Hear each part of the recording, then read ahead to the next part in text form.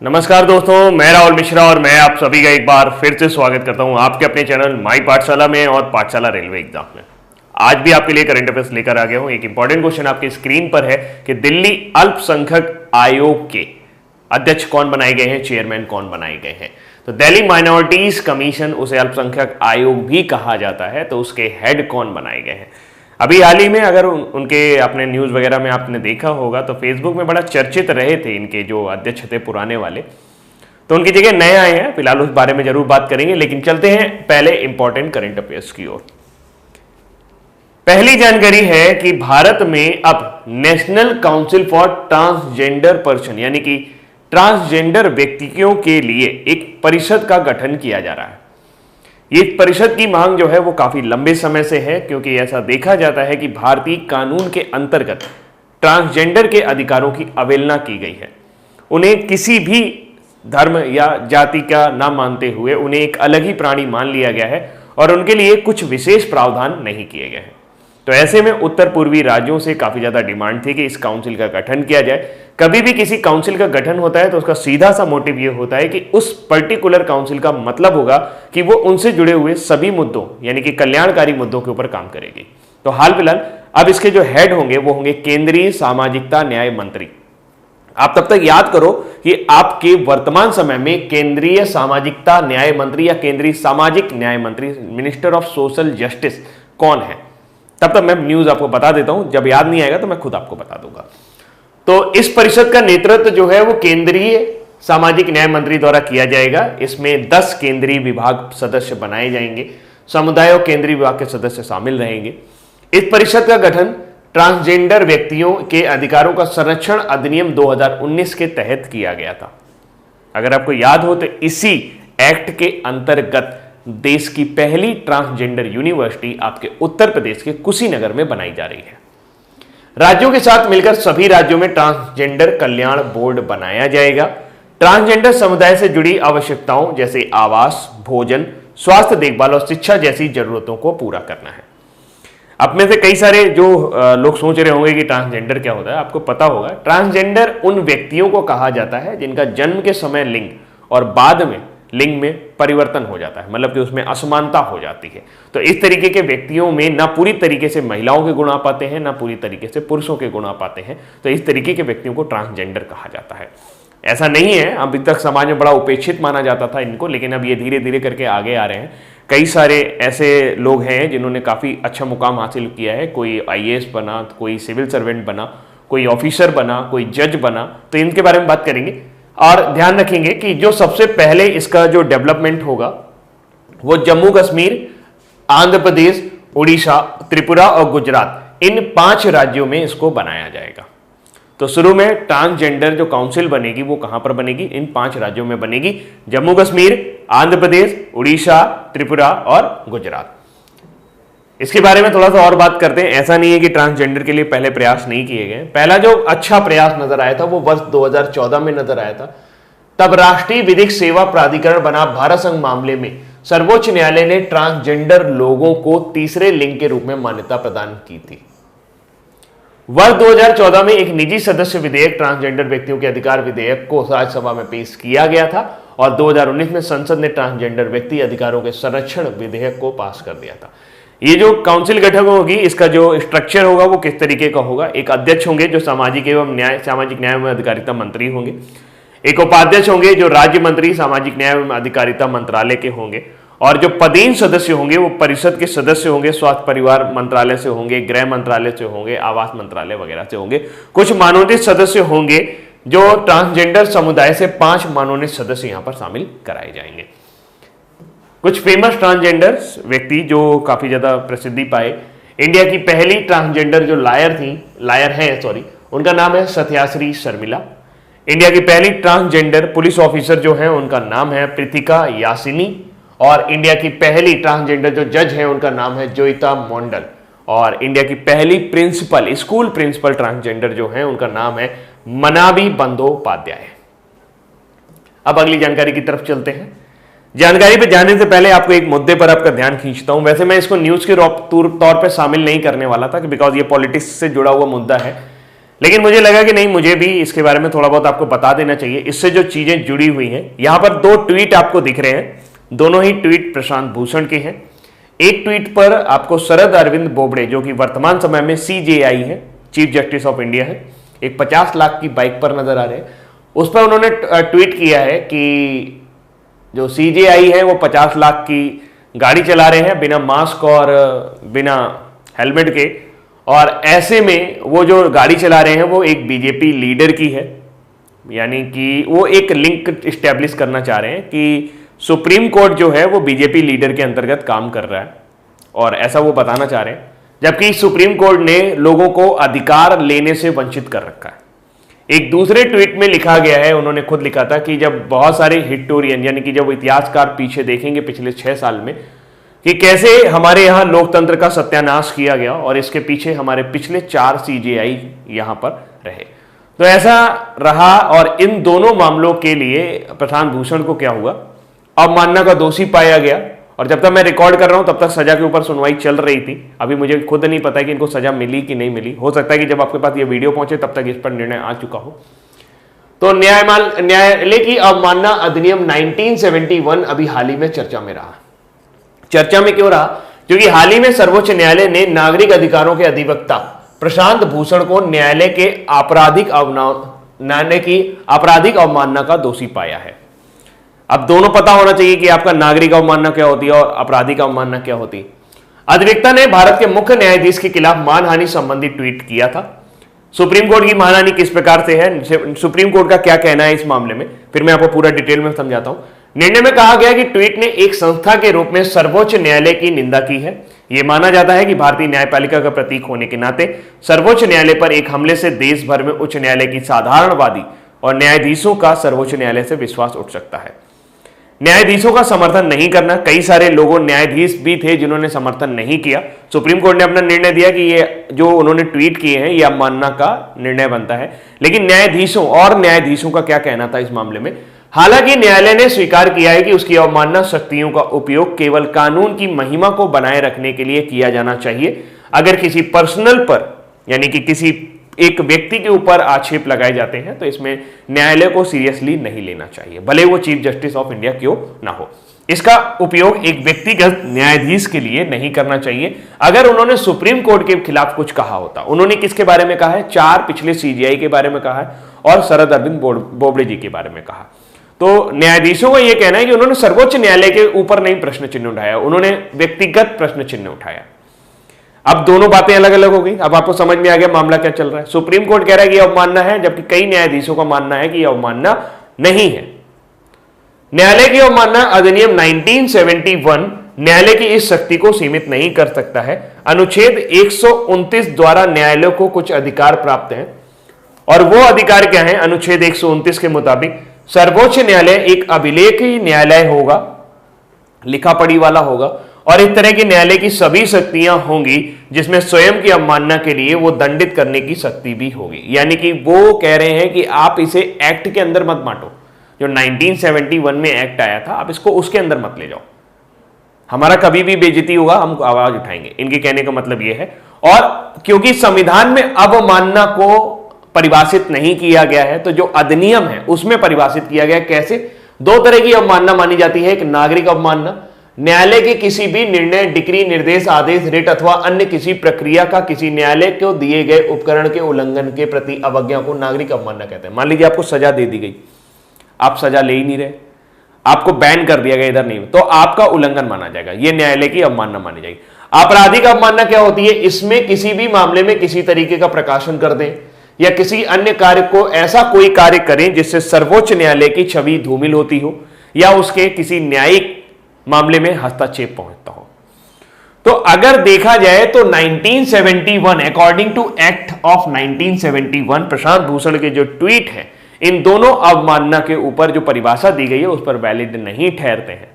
यानी उन्होंने ऐसा कुछ नहीं किया है जिससे सर्वोच्च न्यायालय के काम में हस्तक्षेप फैल रहा है, या उन्होंने ऐसा कुछ भी नहीं बोला है। मेरे विचार नहीं है, मैं आपको बता रहा हूं, ये मेरे विचार नहीं है, मेरे को मत इसमें घसीटना कि नहीं सर आप प्रशांत भूषण के वो हो गए। मैं कुछ नहीं कह रहा हूं, मैं आपको सिंपल पक्ष बता रहा हूं, विपक्ष बता रहा हूं, कानून क्या कहता है वो आपको बता रहा हूं। तो न्यायाधीशों का कहना यह है कि भाई जो एक्ट है 1971 उसके मुताबिक तो यह अवमानना नहीं है। सुप्रीम कोर्ट का कहना है एक्ट गया बाढ़ में। संविधान में क्या लिखा है? संविधान में लिखा है ना कि अगर किसी भी तरह की अवमानना होगी और सर्वोच्च न्यायालय खुद देखेगा उसको कि इसको अवमानना मानना है कि नहीं मानना है। 129 में सर्वोच्च न्यायालय की अवमानना है और 215 में उच्च न्यायालय की अवमानना। तो आई थिंक आप पूरा मैटर आपको क्लियर हो गया होगा कि बवाल क्या है। बवाल यह है सुप्रीम कोर्ट ने, क्योंकि सीजीआई है तो उन्होंने अपने हिसाब से निर्णय दिया है कि इसमें अवमानना हुई है। न्यायाधीशों जो कानून के जानकार हैं उनका कह रहे हैं कि इसमें अवमानना नहीं हुई है। वो कह रहे हैं कि 1971 को उठा लो, वो कह रहे हैं कि संविधान को उठा लो। संविधान में ऐसा कुछ नहीं कहा गया। 1971 एक्ट को थोड़ा सा किनारे रखिए, उसमें और शब्द और ऐड किए जाने चाहिए। ये सब चल रहा है यहां पर। तो प्रशांत भूषण गलत है या सही, ये आप डिसाइड करो। आगे चलते हैं, अगली जानकारी तक चलते हैं। आई थिंक आपको मैटर समझ में आ गया होगा कि आप खामखा, मैं भी बड़ा परेशान हो रहा था या कि क्यों पीछे पड़े हो। जब मैंने उसको डिटेल में समझा तब मुझे ये समझ में आया, तो मैंने सोचा आपको भी समझा देता हूं। अगला है नेशनल फूड सिक्योरिटी एक्ट, राष्ट्रीय खाद्य सुरक्षा अधिनियम। इसमें अभी हाल ही में खाद्य एवं सार्वजनिक वितरण विभाग, उपभोक्ता मामलों के मंत्रालय ने, किसने? खाद्य और सार्वजनिक वितरण, पब्लिक डिस्ट्रीब्यूशन सिस्टम डिपार्टमेंट और उपभोक्ता मामलों के मंत्रालय ने राज्य सरकारों, स्टेट्स और केंद्र शासित प्रदेशों को कहा है कि भाई नफ्सा में, यानी कि नेशनल फूड सिक्योरिटी एक्ट में आप सभी तरीके के विकलांगों को शामिल करें। वो गरीब हो ना हो, लेकिन उन्हें विकलांग की श्रेणी में शामिल करते हुए उन्हें आप इसके अंदर डालें तो उन्हें राशन कार्ड दिए जाएं और उन्हें फ्री का राशन उपलब्ध कराया जाए। कुल मिलाकर मतलब यह है, मंत्रालय के निर्देशानुसार इस योजना के तहत कवर नहीं किए गए लोगों को नए राशन के साथ कवर कर लीजिए और पंजीकरण के बाद उन्हें अधिनियम के प्रावधानों के अनुसार एनएफएसए और प्रधानमंत्री गरीब कल्याण अन्न योजना के तहत खाद्यान्न का कोटा प्राप्त होगा। प्रधानमंत्री गरीब कल्याण योजना जो है, ये प्रधानमंत्री गरीब कल्याण पैकेज अभी जो जारी किया गया था ना 20 लाख करोड़ का पैकेज, उसमें ये जारी किया गया। इसके जरिए क्या होना है, ये इंपॉर्टेंट है। इसके जरिए 5 किलोग्राम अनाज मिलेगा, चाहे वो गेहूं ले लें चाहे वो चावल ले लें, फ्री मिलेगा। अलग से 5 किलो जो है वो सब्सिडाइज फूड ग्रेन मिलेंगे, यानी कि मोटा अनाज मिलेगा। और साथ साथ एक किलो जो दाल होगी वो सभी को पब्लिक डिस्ट्रीब्यूशन सिस्टम के द्वारा प्रदान की जाएगी। साथ साथ अंत्योदय अन्न योजना के अंतर्गत भी वो रजिस्ट्रेशन किए जाएंगे। तो अभी हाल ही में किसको शामिल करने को कहा है उपभोक्ता मंत्रालय ने? किसको शामिल करने को कहा है? उन्होंने विकलांगों को अब इसके अंतर्गत शामिल करने की बात की है कि आपने अभी तक शामिल नहीं किया हो तो उन सभी विकलांगों को शामिल करिए जो भी राज्य सरकार में है। ठीक है, चलिए आगे चलते हैं। अगली जानकारी है नुआखाई त्योहार। नुआखाई का मतलब होता है नया खाना। तो नुआखाई त्योहार जो है इसके लिए प्रधानमंत्री ने पूरे देश को बधाई दी है, क्योंकि ये कई राज्यों में ये त्योहार नई फसल के समय मनाया जाता है और गणेश चतुर्थी के दौरान इसको मनाया जाता है। इसमें नया चावल खाना या नया खाना, नुआखाई का मतलब होता है नया खाना। फिलहाल अगर देखा जाए तो ये उड़ीसा में आपको देखने को मिलेगा, छत्तीसगढ़ में देखने को मिलेगा और झारखंड के कुछ क्षेत्रों में मनाया जाने वाला एक बहुत ही प्राचीन त्योहार है। तो नुआखाई त्योहार कहां मनाया जाता है? ये छत्तीसगढ़ में मिल जाएगा, उड़ीसा में मिल जाएगा, झारखंड में आपको मिल जाएगा। वही पूरा रीजन आ रहा है निकल के ना। अगली जानकारी की तरफ चलते हैं। तो अगली जानकारी में आर्मी स्पोर्ट्स इंस्टीट्यूट को इस बार का राष्ट्रीय खेल प्रोत्साहन पुरस्कार दिया गया है। युवा मामले एवं खेल मंत्रालय द्वारा राष्ट्रीय खेल प्रोत्साहन पुरस्कार की योजना की शुरुआत देश में खेल के संवर्धन और विकास के लिए की गई थी और इस बार यह पुरस्कार किसको दिया जा रहा है? पुणे के आर्मी स्पोर्ट्स इंस्टीट्यूट को। बस इतना ही इंपॉर्टेंट है, बहुत डिटेल में जाने की जरूरत नहीं। कितना पढ़ोगे क्या याद रख पाओगे? तो आर्मी स्पोर्ट्स इंस्टीट्यूट पुणे, कौन सा पुरस्कार मिला? राष्ट्रीय खेल प्रोत्साहन पुरस्कार 2020 इनको प्रदान किया गया है। अगली जानकारी की तरफ चले। बचपन में जब मैं छोटा था, अगर अब आपने कभी पूछा नहीं मैं लेकिन फिर भी बता देता हूं, जब मैं छोटा था तो मैं वायुसेना में पायलट बनना चाहता था। मेरे को बिल्कुल भी आइडिया नहीं था कि पायलट कैसे बनते हैं। मेरे को यह भी नहीं पता था कि कमर्शियल कैसे बनते हैं, गवर्नमेंट वाले पायलट कैसे बनते हैं। लेकिन हाँ, जब जहाज देखा करता तो मुझे लगता है कि हर जो छोटा बच्चा होता है उसके अंदर पायलट बनने का ही सपना आ जाता है। लेकिन अगर पहले मुझे काफी साल तक यही नहीं पता चला कि कैसे पायलट बनना है, नहीं रहे आसपास उस तरह के पढ़े लिखे लोग। लेकिन अब अगर किसी बच्चे को यह पता करना है कि उसे इंडियन एयरफोर्स कैसे ज्वाइन करनी है तो इसके लिए एक जो है एक ऐप डेवलप किया गया है। आप इसको डाउनलोड कर लो और इंडियन एयरफोर्स से जुड़ी हुई सारी जानकारी आपके पास आती रहेगी। तो हाल फिलहाल वायुसेना प्रमुख राकेश कुमार सिंह भदौरिया, जिन्हें आरकेएस भदौरिया भी कहा जाता है प्यार से, तो भारतीय वायुसेना में शामिल होने के इच्छुक उम्मीदवारों को कैरियर से संबंधित जानकारी और विवरण प्रदान करने के लिए माई IAF माने कि माई इंडियन एयरफोर्स नामक मोबाइल एप्लीकेशन लॉन्च किया है। तो माई IAF ऐप किसका है? ये भारतीय वायुसेना का है। डिजिटल इंडिया पहल के तहत इसे किसने बनाया है? इसे सीडेक ने बनाया है। ऐप सिंगल डिजिटल प्लेटफॉर्म के रूप में कार्य करेगा, जहां उपयोगकर्ता भारतीय वायुसेना के अधिकारियों और एयरमैन दोनों के चयन प्रक्रिया, प्रशिक्षण पाठ्यक्रम, वेतन और भत्तों आदि के विवरण के बारे में जानकारी आराम से हासिल कर सकेंगे। इस ऐप में भारतीय वायुसेना के इतिहास और वीरता की झलक भी आपको देखने को मिलेगी। तो भारतीय वायुसेना के वर्तमान समय में हेड कौन है, भारतीय वायुसेना के प्रमुख कौन है? वो है राकेश सिंह भदौरिया। अगली जानकारी है, जैसे कि आपको पता है कि हर जिले से या मतलब ऑलमोस्ट पूरे देश से राष्ट्रीय शिक्षक पुरस्कार दिए जाते हैं। तो इस बार भी हाल ही में लद्दाख के एक सरकारी स्कूल के शिक्षक सोनम ग्यालसन को 2020 के राष्ट्रीय शिक्षक पुरस्कारों के लिए चुना गया है। लद्दाख से किसी को चुना जाना यह बड़ी बात है, इस वजह से यह न्यूज में है। वह लेह लद्दाख के खारू ब्लॉक में स्थित मिडिल स्कूल टकनाक शक्ति के प्रमुख शिक्षक हैं। श्री सोनम ग्यालसन ने सरकारी स्कूलों के बारे में ग्रामीणों के बीच में विश्वास बनाया और स्कूल में छात्रों की सुविधा और परिणामों में सुधार करने के लिए सभी प्रयास किए हैं, जिसके लिए उन्हें सम्मानित किया जा रहा है। क्योंकि लद्दाख जो है आसान क्षेत्र रहा, आपने देखा काफी सारा मतलब वहां पे चेंजमेंट आए हैं। लद्दाख के जो वर्तमान समय में राज्यपाल हैं वो कौन है? राधाकृष्ण माथुर। और शिक्षा मंत्रालय, स्कूल शिक्षा और साक्षरता उपराज्यपाल शिक्षा मंत्रालय और स्कूल शिक्षा साक्षरता विभाग द्वारा गठित एक स्वतंत्र जूरी ने शिक्षकों के नवाचार और समाचार के शिक्षण के साथ उनकी उत्कृष्टता के लिए चुना है। तो आपको याद रखना होगा, बस इतना सिंपल था, बहुत इंपॉर्टेंट न्यूज नहीं है, लेकिन फिर भी ध्यान पता होना चाहिए कि लद्दाख के एक व्यक्ति है, उनका नाम है सोनम ग्यालसन को 2020 के राष्ट्रीय शिक्षा पुरस्कारों के लिए चुना गया। अगली जानकारी है, ये थोड़ा सा अलग दिख रही होगी क्योंकि इसमें पिक्चर वगैरह नहीं निकली है, मैंने बहुत जल्दी में तैयार किया है। श्रीलंका जो है वो एक नया संविधान संशोधन करने जा रही है, नया संविधान ही लाने जा रहा है। तो श्रीलंका ने के राष्ट्रपति गोटाबाया राजपक्षे, जिन्होंने 2019 में निर्वाचन हुआ जिनका, ने संसद के उद्घाटन सत्र को संबोधित करते हुए कहा कि वो राष्ट्रपति की शक्तियों को कम करने वाले 19वें संविधान संशोधन को खत्म कर देंगे और संसद को मजबूती प्रदान करेंगे। 19वां संविधान संशोधन था क्या? 19वां संविधान संशोधन शायद इसीलिए लाया गया था कि राजपक्षे परिवार कभी सत्ता में ना आ सके और आए भी तो उसको कमजोर किया जा सके। तो वर्ष 2015 में पूर्व राष्ट्रपति मैत्रीपाला सिरिसेना और प्रधानमंत्री रानिल विक्रमसिंघे के कार्यकाल के दौरान इसे पारित किया गया था। इसने न केवल राष्ट्रपति की कार्यकारी शक्तियों को बढ़ाने की कोशिश की गई, बल्कि न्यायपालिका, सार्वजनिक सेवा और चुनाव जैसे प्रमुख स्वतंत्र आयोगों को भी मजबूत करने की मांग की गई। इसने राष्ट्रपति पद के 2 कार्यकाल की सीमा को वापस ले लिया। समकालीन श्रीलंका के इतिहास में प्रगतिशील कानून के रूप में नागरिक समाज के सदस्यों सहित कई लोगों द्वारा इसका स्वागत किया गया था। हालांकि राजपक्षे कैंप द्वारा 19वें संविधान के संशोधन खंडों के अपने नेताओं की सत्ता में वापसी को रोकने के लिए मुख्य रूप से देखा गया था। ऐसा उन्होंने देखा कि राष्ट्रपति के पास शक्ति कम की जाए, बाकी लोगों को बढ़ाया जाए, लेकिन अब राजपक्षे परिवार क्या करने वाला है? इसको बिल्कुल पलटने वाला है। तो अब क्या होगा कि इसके उन्मूलन से राजपक्षे की सत्ता पर पकड़ मजबूत होगी, क्योंकि देश अपनी पिछली संवैधानिक स्थिति में वापस आ जाएगा, जिसमें राष्ट्रपति पुलिस, न्यायपालिका और सार्वजनिक सेवा के लिए अधिकारियों की नियुक्ति कर सकते हैं और 1 वर्ष के बाद कभी भी संसद को भंग कर सकते हैं। तो इस तरीके से एक बढ़िया कानून जो था उसको वहां से हटाया जा रहा है और कहीं ना कहीं श्रीलंका तानाशाही की तरफ बढ़ता हुआ दिखाई दे रहा है। और हो भी क्यों ना, क्योंकि दोनों भाई महिंदा राजपक्षे और गोटाबाया राजपक्षे क्रमशः प्रधानमंत्री और राष्ट्रपति के पद पर वहां मौजूद है। अगली जानकारी है, जाकिर खान दिल्ली माइनॉरिटीज कमीशन के चेयरमैन बने हैं। जाकिर खान को दिल्ली अल्पसंख्यक आयोग का चेयरमैन नियुक्त किया गया है। किनको? जाकिर खान को दिल्ली अल्पसंख्यक आयोग के चेयरमैन डॉक्टर जफरुल इस्लाम का कार्यकाल खत्म होने के बाद जाकिर खान को नया चेयरमैन बनाया गया है। अल्पसंख्यक आयोग के चेयरमैन का कार्यकाल 3 साल का होता है। उपराज्यपाल अनिल बैजल की स्वीकृति के बाद सोमवार को राजस्व विभाग की ओर से जारी अधिसूचना के अनुसार आयोग के 2 सदस्यों की भी नियुक्ति की गई है। इनके नाम क्रमशः कमलजीत सिंह और नैन्सी बार्लो हैं।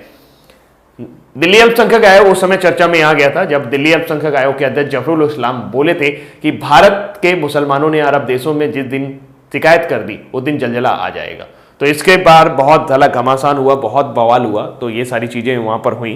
तो आई थिंक उस समय ये चर्चा में थे, क्योंकि दिल्ली अल्पसंख्यक आयोग चर्चा में था, इस वजह से इसके अध्यक्ष का नाम जरूर पूछा जा सकता है, इसलिए ये इंपॉर्टेंट है। कुछ लोगों को लग रहा होगा कि दिल्ली अल्पसंख्यक आयोग के अध्यक्ष का हम नाम क्यों, अभी चर्चा में था। चर्चा में जो चीज रहती है वो करंट अफेयर्स के लिए इंपॉर्टेंट होती है, इसको याद रखिएगा। न्यूज फटाफट की बात करें तो सोफिया पोपोव ने अभी हाल ही में महिला ब्रिटिश ओपन जीत लिया है। कौन सा ओपन जीता है? महिला ब्रिटिश ओपन।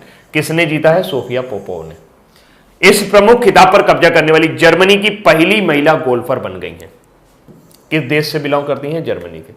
विश्व की 304 नंबर की खिलाड़ी सोफिया पोपोव ने स्कॉटलैंड के रॉयल ट्रॉन में थाईलैंड की जैस्मिन सुवानापुरा को हराकर यह खिताब जीता है। ब्रिटिश ओपन, इसे ओपन चैंपियनशिप या द ओपन के नाम से भी जाना जाता है। यह सबसे प्रतिष्ठित गोल्फ टूर्नामेंटों में से एक है और यह दुनिया का सबसे पुराना गोल्फ टूर्नामेंट है। इसे 1860 में स्थापित किया गया था, इसलिए यह भी इंपॉर्टेंट है। तो ब्रिटिश ओपन किसने जीता है? Sophia Popov. नाम से याद रखेगा, जैसे पाओ, ठीक है। एक और बुरी खबर है, ये बुरी खबर यह है कैलिफोर्निया के जंगलों में आग लगी हुई है और बेहतरीन तरीके से वो बढ़ती चली जा रही है। सारे जो सिस्टम है, सारा जो प्रयास है वो फेल होता चला जा रहा है और लगातार ये बढ़ती चली जा रही है। तो अमेरिकी राष्ट्रपति डोनाल्ड ट्रंप ने अमेरिका में कैलिफोर्निया के जंगल में लगी भीषण आग को एक आपदा घोषित कर दिया है। सैन फ्रांसिस्को के खाड़ी क्षेत्र और उसके आसपास के जंगलों में ग्रामीण इलाकों में आग ने भारी तबाही मचाई है। आग से कैलिफोर्निया के सबसे पुराने राज्य पार्क बिग बेसिन रेडवुड पूरा बर्बाद हो गया है। 4 लाख एकड़ से अधिक में फैले हुए जंगल समाप्त हो चुके हैं। ऐतिहासिक रूप से कैलिफोर्निया में दावानल की कई घटनाएं हो चुकी हैं जो हाल के दिनों में कई गुना बढ़ी हैं। अभी कुछ दिन पहले ही कई जानवरों की तस्वीर देखने को मिली थी जो काफी जल गए थे। तो भगवान न करे कि इस तरह का कुछ हो। तो अभी कहां आग लगी हुई है? कैलिफोर्निया के जंगलों में। और अगली जानकारी चाइना से। चीन ने अपने 5वें गाओफेन 9 सीरीज के पृथ्वी अवलोकन उपग्रह को लॉन्च कर दिया है। चीन ने उत्तर पश्चिम चीन के जियोकुआन सैटेलाइट लॉन्च सेंटर से अपने 5वें पृथ्वी अवलोकन उपग्रह गाओफेन का लॉन्च सफलतापूर्वक पूरा कर लिया है। लॉन्ग मार्च 2D रॉकेट वाहक द्वारा इसको कक्षा में भेजा गया है। बहुत इंपॉर्टेंट नहीं है, सिंपल। चीन की राजधानी बीजिंग है। चीन में मुद्रा चलती है रेनमिनमी। चीन के राष्ट्रपति हैं शी जिनपिंग। तो गाओफेन किसका? ये आपको ऐसा याद रखना है कि गाओफेन सैटेलाइट, ये जो पूरा एक सिस्टम है, ये किसके द्वारा लॉन्च किया जाता है? ये चाइना के द्वारा लॉन्च किया जाता है। चाइना ने अभी हाल ही में अपना मार्स मिशन भी भेजा था, आपको याद है? क्या नाम है उसका? तियानवेन-1 नवगठित। अच्छा, तियानवेन-1 से याद आया, आपको ये बताना ही भूल गया ना कि केंद्रीय सामाजिकता मंत्री कौन है? टीसी गहलोत, थावरचंद गहलोत। नवगठित ट्रांसजेंडर व्यक्तियों के लिए राष्ट्रीय परिषद का प्रमुख कौन होगा? तो वो होंगे सामाजिक न्याय और अधिकारिता मंत्री, यानी कि वर्तमान समय में टीसी गहलोत। हाल ही में केंद्र सरकार ने राष्ट्रीय खाद्य सुरक्षा अधिनियम 2013 के तहत किसे शामिल कर लिया है? सभी पात्र विकलांगों को शामिल किया गया है। और दुनिया में सबसे ज्यादा बार डाउनलोड किया जाने वाला कोविड-19 कॉन्टैक्ट ट्रेसिंग एप्लीकेशन कौन सा है? आरोग्य सेतु। नुआखाई जोहार महोत्सव किस राज्य में मनाया जाता है? उड़ीसा में, झारखंड में, छत्तीसगढ़ में। को राष्ट्रीय और किसको अभी हाल ही में राष्ट्रीय खेल प्रोत्साहन पुरस्कार प्राप्त हुआ? तो पुणे स्थित आर्मी स्पोर्ट्स इंस्टीट्यूट। अब देखो याद हो रहा है ना, अपने आप ही याद हो जाता है, पढ़ोगे तो जरूर याद हो जाएगा। हाल ही में सोनम ग्यालसन को प्रतिष्ठित राष्ट्रीय शिक्षक पुरस्कार के लिए चुना गया है। वो किस राज्य में शिक्षण कार्य करते हैं? तो लद्दाख से बिलोंग करते हैं वो। और हाल ही में सोफिया पोपोव महिला ब्रिटिश ओपन के खिताब पर कब्जा किया है। वो किस देश की है? तो जर्मनी की है। पहली महिला गोल्फर बनी है जिन्होंने ये खिताब जीत लिया है। और राकेश कुमार सिंह भदौरिया ने आईएएफ में शामिल होने वाले इच्छुक उम्मीदवारों के लिए अभी हाल ही में कौन सा ऐप लॉन्च किया है? तो उस ऐप का नाम है माई आईएएफ, यानी कि माई इंडियन एयरफोर्स। अमेरिकी राष्ट्रपति डोनाल्ड ट्रंप ने अमेरिका में किस जंगल में आग लग गई है? कैलिफोर्निया के जंगलों में आग लगी हुई है जिसे आपदा घोषित किया है। और दिल्ली अल्पसंख्यक आयोग का चेयरमैन किसे नियुक्त किया गया है? जाकिर खान को। अब बारी आज के क्विज की। नुआखाई जोहार महोत्सव किस राज्य में मनाया जाता है? ये अगर देखा जाए तो जो ऑप्शन उपलब्ध है उनमें उड़ीसा में। और किसको राष्ट्रीय खेल प्रोत्साहन पुरस्कार से सम्मानित किया गया है? तो वो है आर्मी स्पोर्ट्स इंस्टीट्यूट पुणे। हाल ही में केंद्र सरकार ने राष्ट्रीय खाद्य सुरक्षा अधिनियम 2013 के तहत किसे शामिल करने का निर्णय किया है? तो ऑल एलिजिबल डिसेबल्ड, सभी पात्र विकलांगों को। हाल ही में सोनम ग्यालसन को प्रतिष्ठित राष्ट्रीय शिक्षा पुरस्कार के लिए चुना गया है। वो किस क्षेत्र में शिक्षण कार्य करते हैं? तो वो लद्दाख से बिलोंग करते हैं। और हाल ही में सोफिया पोपोव महिला ब्रिटिश ओपन खिताब पर कब्जा करने वाली किस देश की पहली महिला गोल्फर बन गई हैं? तो वो जर्मनी से बिलोंग करती हैं। दुनिया में सबसे ज्यादा बार डाउनलोड किया जाने वाला कोविड-19 कॉन्टैक्ट ट्रेसिंग एप्लीकेशन कौन सा है? वो आरोग्य सेतु है। अभी हाल ही में इन्होंने एक एपीआई इंटरफेस इस पर लॉन्च किया है जिसकी वजह से ये चर्चा में था। एपीआई इंटरफेस का मतलब होता है एप्लीकेशन प्रोग्रामिंग इंटरफेस, यानी कि एक ऐप के जरिए आप दूसरे ऐप को कनेक्ट कर सकते हो। इससे फायदा ये होगा, लेट अस सपोज माई पाठशाला का एक ऐप है, तो यहां पर हम एक लिंक के जरिए सीधे सीधे आपको आरोग्य सेतु पर पहुंचा सकते हैं। इसमें आरोग्य सेतु में मान लीजिए कोई व्यक्ति माई पाठशाला प्रयोग कर रहा है ना, कोई व्यक्ति माई पाठशाला प्रयोग कर रहा है, उसका आईडी यहां पर मैच कर गया। अगर उसको कोरोना हुआ या कोविड-19 हुआ तो उसकी डिटेल हमें यहां पर प्राप्त होने लगेगी। तो दो ऐप के बीच में कनेक्शन का इंटरफेस जो होता है उसे एपीआई इंटरफेस यानी कि एप्लीकेशन प्रोग्रामिंग इंटरफेस कहा जाता है। नवगठित ट्रांसजेंडर व्यक्तियों के लिए राष्ट्रीय परिषद का प्रमुख कौन होगा? तो वो मिनिस्टर होंगे सोशल जस्टिस एंड एम्पावरमेंट, यानी कि सामाजिक न्याय और सहकारिता मंत्रालय। और आईएएफ में शामिल होने वाले इच्छुक उम्मीदवारों के लिए कौन सा एक नया ऐप बनाया गया है? उसका नाम है माई आईएएफ। और अमेरिकी राष्ट्रपति डोनाल्ड ट्रंप ने अमेरिका में किन जंगलों में लगी हुई आग को आपदा घोषित कर दिया है? तो वह है कैलिफोर्निया की जंगलों में लगी आग को आपदा घोषित किया है। और किसको दिल्ली अल्पसंख्यक आयोग का चेयरमैन नियुक्त किया गया है? तो वह है जाकिर खान। तो दोस्तों, उम्मीद करता हूं कि ये करंट अफेयर्स आपको पसंद आए होंगे। आज के लिए इतना ही रखते हैं। वीडियो को लाइक करना मत भूलिएगा, शेयर करना तो बिल्कुल मत भूलिएगा। Thank you so much, bye bye.